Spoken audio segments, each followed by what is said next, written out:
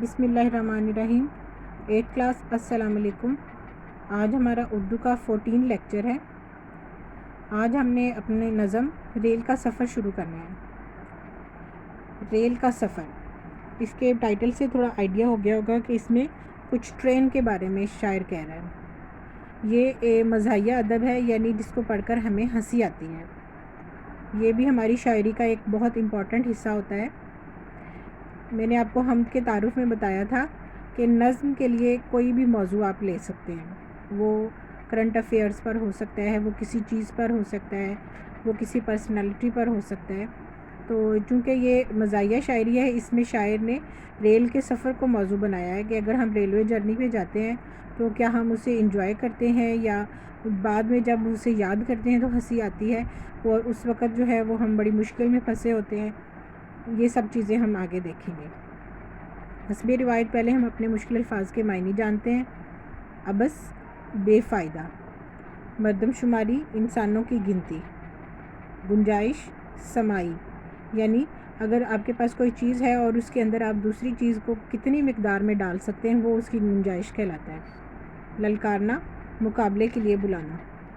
بہم، ایک دوسرے کے ساتھ۔ لاؤ لشکر، فوج اور سامان۔ گٹھڑ، بڑی گٹھڑی، یعنی ایک کپڑے کے اندر کچھ باندھنا اور سر پہ رکھ لینا، اسے گٹھڑی کہتے ہیں۔ اس کپڑے کے اندر آپ کچھ بھی باندھ سکتے ہیں، اس میں آپ کپڑے وغیرہ، سامان، چارہ، کچھ بھی باندھا ہو، جو کپڑے کے اندر باندھی ہوئی چیز ہو، اسے گٹھڑ کہتے ہیں۔ آشنائی، جاننا۔ نفوس، نفس کی جمع یعنی انسان، اس میں مرد اور عورت دونوں شامل ہیں۔ ہمارا پہلا شعر ہے۔ نہ گنجائش کو دیکھ اس میں نہ تو مردم شماری کر، لنگوٹی کس خدا کا نام لے گھس جا سواری کر۔ گنجائش، سمائی، مردم شماری، انسانوں کی گنتی کرنا۔ لنگوٹی کسنا یعنی تیاری پکڑنا۔ ویسے لنگوٹی ایک کپڑے کا نام ہے جو کہ پہننے کے کام آتا ہے۔ گھس جا یعنی داخل ہو جا، سواری کر یعنی یہاں پہ ٹرین کے ڈبے کی بات ہو رہی ہے کہ تم جلدی سے اس میں سوار ہو جاؤ، یہ نہ دیکھو کہ اس میں گنجائش ہے یا نہیں۔ تو اس میں شاعر کا نام سے آپ نے شروع کرنا ہے کہ زیر تشریح شعر میں شاعر سید ضمیر جعفری کہتے ہیں کہ تو اس بات کو نہ دیکھ کے ریل کے ڈبے میں گھسنے کی گنجائش ہے یا نہیں ہے، بلکہ کسی روک ٹوک کے بغیر جلد جلد ڈبے میں گھسنے کی کوشش کر۔ تجھے اس بات کی پرواہ نہیں ہونی چاہیے کہ ڈبے میں کتنے آدمیوں کی بیٹھنے کی گنجائش ہے، یہ تیرا مسئلہ نہیں ہے۔ تو بس یہ دیکھ، تو کسی چیز کی پرواہ نہ کر، یہ مت سوچ کہ اس میں کتنے آدمی پہلے سے ہیں، میں جاؤں گا تو مجھے جگہ ملے گی یا نہیں، یعنی یہ سب سوچیں تو پیچھے ہی چھوڑ دے، سوچنا تو ہے ہی نہیں، بس اللہ کا نام لینا ہے اور ڈبے میں سوار ہو جانا ہے، بلکہ خود کو ڈبے میں ٹھونس دینا ہے۔ اس بات کا بھی نہیں سوچنا کہ ڈبے میں کھڑے ہونے کی بھی گنجائش ہے کہ نہیں، سیٹ ملے گی کہ نہیں، بس یہ تیرا کام نہیں ہے، تیرا کام صرف اتنا ہے کہ تو نے ڈبے میں سوار ہونا ہے۔ نیکسٹ ہے۔ عبث گننے کی یہ کوشش کہ ہیں کتنے نفوس اس میں، کہ نکلے گا ذرا تو دیکھ تیرا بھی جلوس اس میں۔ عبث یعنی بے فائدہ ہے۔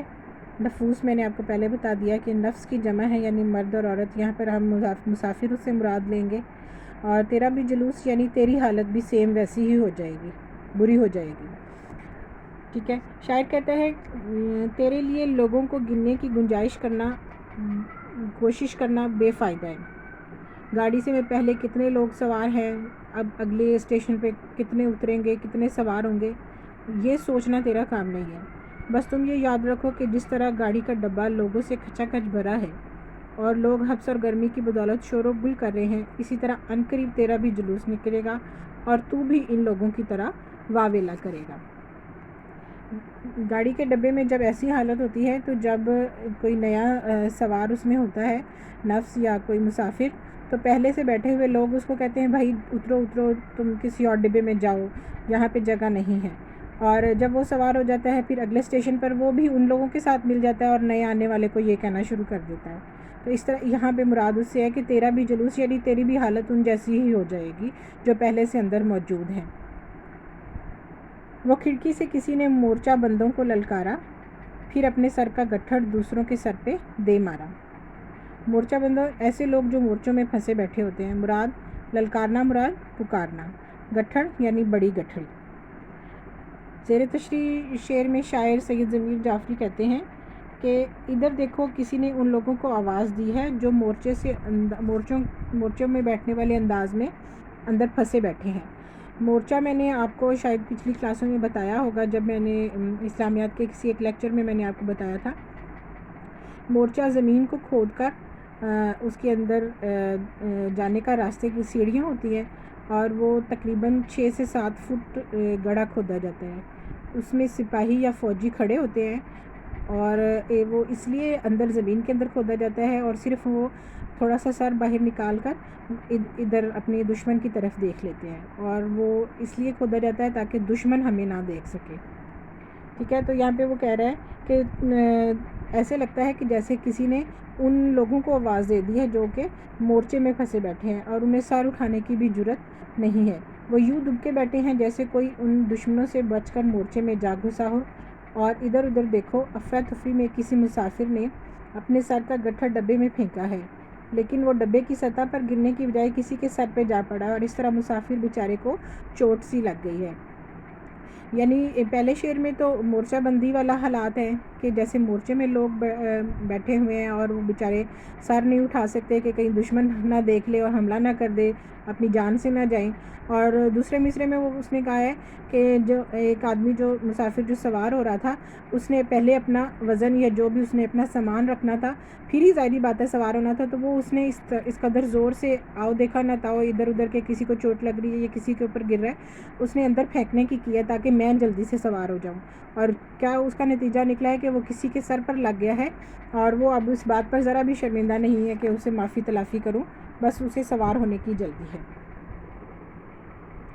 یہ سارے کھیت کے گنے کٹا لایا ہے ڈبے میں، وہ گھر کی چارپائی تک اٹھا لایا ہے ڈبے میں۔ سارے کھیت یعنی پورے کے پورے۔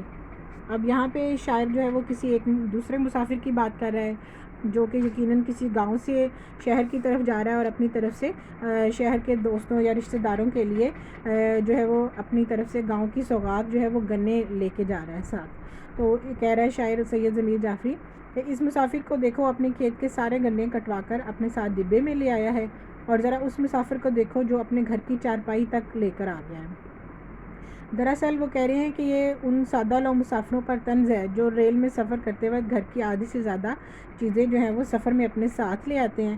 گاڑی میں مسافروں کے لیے جگہ کم پڑ جاتی ہے، اس پر یہ ظلم یہ ہوتا ہے کہ وہ لوگ اپنے سامان میں سفر بھی اتنا زیادہ لے آتے ہیں کہ نہ صرف خود کے لیے بلکہ دوسروں کے لیے مشکل کا باعث بنتا ہے۔ امید ہے کہ آج کا لیکچر آپ کو اچھے سے سمجھ آ گیا ہوگا۔ اس کے الفاظ معنی اور آپ نے تشریحات اپنی کتاب سے اچھی طرح سے یاد کرنی ہے۔ اس کے علاوہ اس کا مرکزی خیال بھی ہوگا، لیکن وہ بعد میں، پہلے ابھی آپ نے یہاں تک اشعار کی تشریح اچھے سے یاد کر لینی ہے۔ اپنا بہت سارا خیال رکھیں۔ اللہ حافظ۔